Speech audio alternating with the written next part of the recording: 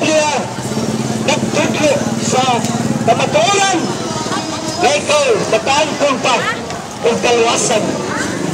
Dili kaluwasan sa tiyan na namang ginawalay gala.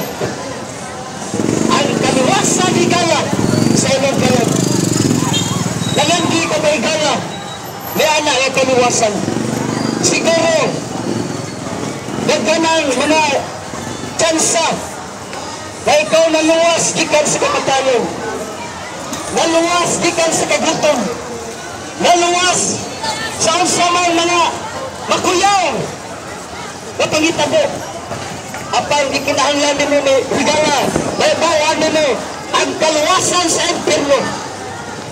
Ang impierno higala, dili tiyaw-tiyaw. Ang impierno dili komedya. Ingon sa Biblia, where the worm dieth not, and the fire is not quenched. Dito sa impierno, kalayo, na dunay ulod, na dili mamatay. Kalayo, na dili mapalong. Kaya sa Biblia, ang tanang nagkasala o namulag sa imaya sa Diyos. Kaya na ang bad news na igala sa oras pabot at namatayon, ang imong talag, wag to sa kayo sa impierno. Iha, at ang kuna na makasasala, ikaw sa atubang sa Diyos.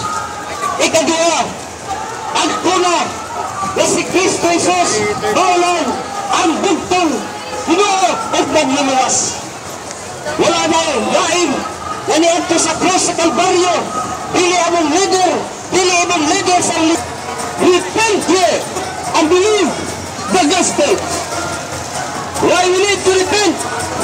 Because the Bible says, for all have sinned and come short of the glory of God. For the wages of sin is death, but the gift of God is eternal life through Jesus Christ our Lord.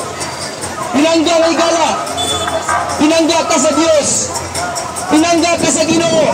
That's why Jesus Christ died on the cross.